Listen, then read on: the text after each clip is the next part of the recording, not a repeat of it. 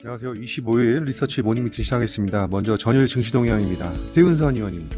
네, 어제 코스피는 0.4% 하락, 코스닥은 1.9% 하락했습니다. 최근 상승 랠리를 주도했던 반도체주의 숨고르기가 나타났습니다. 또 AI 거품론과 미국 증시 부평과 논란이 동시에 불거지면서 증시 전반에 경계감이 확산되는 모습이었습니다. 어제 새벽 마이크론이 어닝 서프라이즈를 기록했지만 SK 하이닉스는 하락고 삼성전자는 비교적 견조한 흐름을 유지했습니다. 또 코스닥은 시총 상위 바이오주들의 매물 출회가 심화되면서 이틀 연속 하락세를 이어갔습니다. 전반적으로 관망세가 짙어진 가운데 조선, 방산, 원전 등 반도체 랠리로 잠시 쉬어갔던 주도주들이 강세를 보이면서 지수 하단을 지지했습니다. 유엔 총회 참석을 위해서 방미 중인 이재명 대통령이 체코 대통령과 원전, 방산 등 핵심 산업 협력을 논의했다는 소식도 호재로 작용을 했습니다. 또 트럼프 대통령이 러시아에 대해서 강경 발언을 한 점도 방산주의 강세 배경으로 작용했습니다. 다음은 해외 증시 동향입니다. 먼저 미국은 파월의 증시 고평가 발언 여파가 이어지면서 이틀 연속 하락했습니다. 또 AI 산업에 대한 거품론도 불거지면서 하락에 영향을 미쳤습니다. 엔비디아와 오픈 AI 간의 계약이 사실상 순환출자 구조라는 지적이 있었습니다. 엔비디아가 오픈 AI에 투자를 하고 그 돈으로 오픈 AI가 수익을 내서 엔비디아 칩을 구입하는 구조라는 것입니다. 특징주로는 오라클이 180억 달러 규모의 회사채를 발행함에 따라서 주가가 1.71% 하락했습니다. 또 마이크론은 견조한 실적 발표에도 AI 버블론에 따라서 2.8% 하락했습니다. 앞서 말씀드린 오라클 회사채 발행 영향에 미국 10년물 국채금리 상승했고 달러도 0.6% 상승했습니다. 유가는 미국 상업용 원유 재고가 예상보다 크게 감소하면서 2%대 상승했습니다. 중국 증시는 기술주 강세와 미국과의 무역 긴장 완화에 상승했는데 알리바바의 최대 AI 언어 모델 발표가 호재로 작용한 모습이었습니다.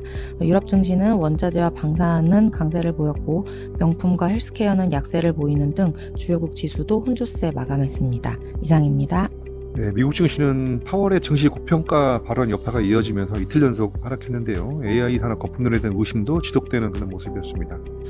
네, 다음은 미국의 관세 충격 및 빅테크 AI 투자에 대한 우려에 대해서 한번 살펴보겠습니다. 안소원 의원입니다. 연일 신고점이 경신하던 미국 지수가 최근 2거래일 연속으로 내려오는 흐름을 보이고 있습니다. 특히 앞서 들으셨던 것처럼 증시 상승을 최근에 견인했던 성장주가 상대적으로 부진한 흐름을 보이고 있는데요.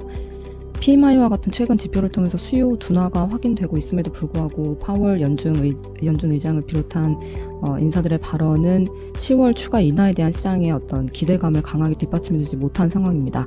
이런 가운데 AI 투자와 관련한 시장의 의구심까지 부상한 것이 성장주가 특히 조금 쉬어가는 데 영향을 미치고 있는 상황인 것 같습니다. 이번 주 화요일에 발표됐던 9월 S&P 제조업 PMI 내용을 보면 보고서 곳곳에서 관세 영향이 좀 확인이 됐습니다.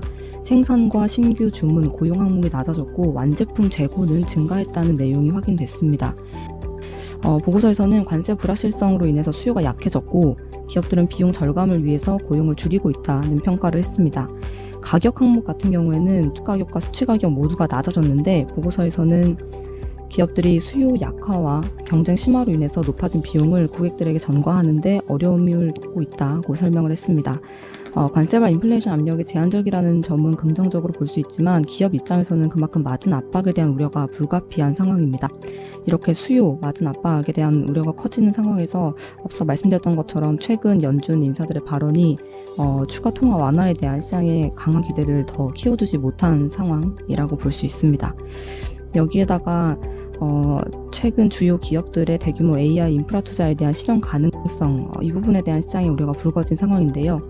이번 주 월요일에 엔비디아가 오픈 AI에 1,000억 달러 규모의 투자를 발표하면서 AI 관련주 투자 심리를 끌어올렸었습니다. 그리고 화요일에는 오픈 AI와 오라클이 스타게이트 프로젝트의 첫 데이터 센터를 공개했고 또 미국 내에 5개의 추가 데이터 센터 건설 계획을 발표했습니다. 하지만 화요일부터 AI 관련 성장주들의 투자 심리가 좀 위축되고 있는 상황인데요. 시장에서는 엔비디아의 오픈 AI 투자가 엔비디아의 대규모 잉여 현금을 활용해서 스타트업을 지원하는 형태이긴 하지만 궁극적으로 엔비디아 자사 AI 칩에 대한 수요를 촉진하는 순환적 구조라는 점을 지적하고 있습니다.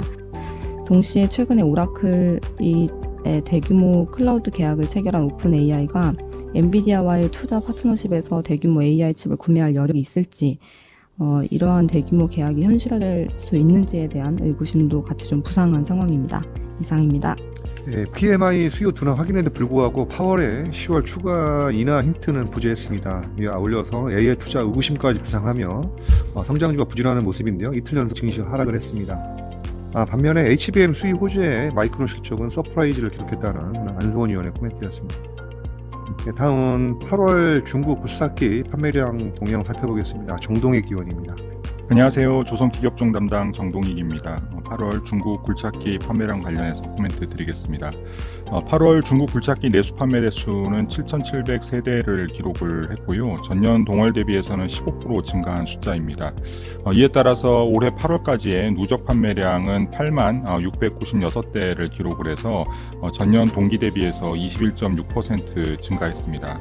HD 현대 인프라코어가 20%대, HD 현대건설기계는 40% 가까운 성장을 기록을 했습니다.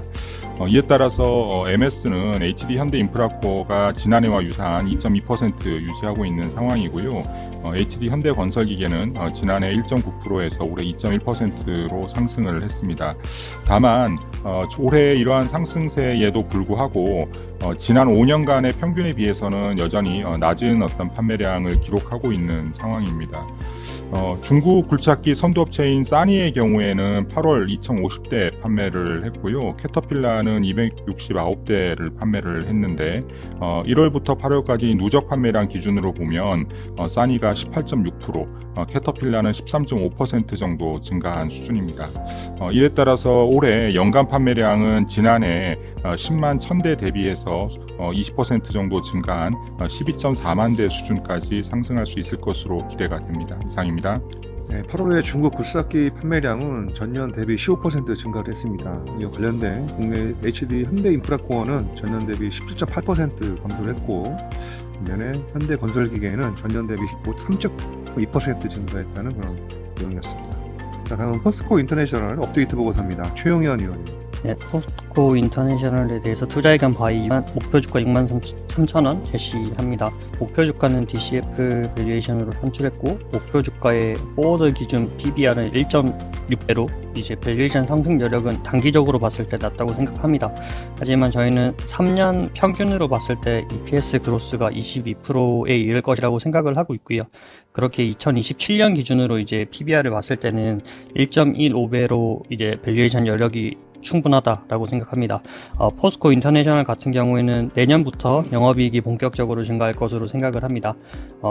세넥스에서 3배 증산을 하고 있고, 팜 밸류체인 확대하고 구동모터코와 폴란드 공장이 가동되면서 영업이익이 1.4조까지 성장할 것으로 예상을 하고 있습니다.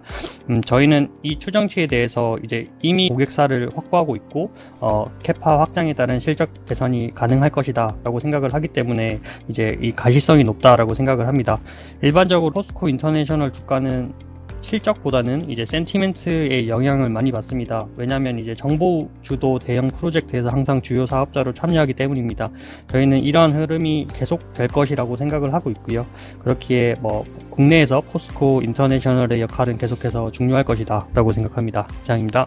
포스코 인터내셔널 투자 의견 바이 목표 주가 63,000원을 제시하면서 커버리지를 게시합니다. 지금 이니시에이트 보고서인데요. 포스코 인터내셔널은 센섹스 3배 증산, 그리고 팜밸류 체인 확대, 구동 모터코와 폴란드 공장 가동으로 영업이익이 2027년까지 약 1조 4천억으로 성장할 것으로 전망합니다. 그리고 이제 정부 차원의 에너지 프로젝트의 중추적 역할이 지속될 것으로 보여에 따라서 수혜가 예상이 됩니다. 목표 주가를 63,000원으로 제시하면서 커버리지를 게시하겠습니다. 다음은 이제 KB 이슈 브리프인데요. 최근에 양자 컴퓨터 관련주들이 고공행진하는 모습입니다. 관련된 내용 들어보겠습니다. 배윤선 의원입니다. 네, 9월 들어서 앞서 말씀드렸다시피 국내외 양자 컴퓨터 관련주에 가파른 상승세가 나타나고 있습니다.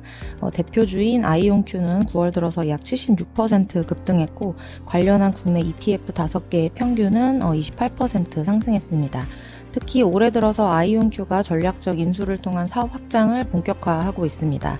최근 양자 센싱 전문 기업인 벡터 아토믹을 인수할 예정이라고 밝혔으며, 지난 6월에는 영국 옥스퍼드대에서 분사한 스타트업인 옥스퍼드 아이오닉스를 10억 8천만 달러에 인수하기도 했습니다. 또한 큐비텍, 라이트싱크 테크놀로지 등 양자 관련된 기업들을 인수해서 양자 기술 포트폴리오를 확장하고 있습니다. 또한 리게티 컴퓨팅도 최근 미국 공군과 3년간 580만 달러 규모의 계약을 체결하는 등 양자 기술 관련해서 투자와 기술 발전, 상용화에 대한 기대감이 커지고 있습니다. 또 더불어서 최근에 미국 연준이 9개월 만에 금리 인하를 단행함에 따라서 자금 조달 비용 감소에 따른 투자, 성장 가속화가 기대가 되고 밸류에이션 측면에서도 성장주에 유리한 환경이 조성이 되고 있습니다.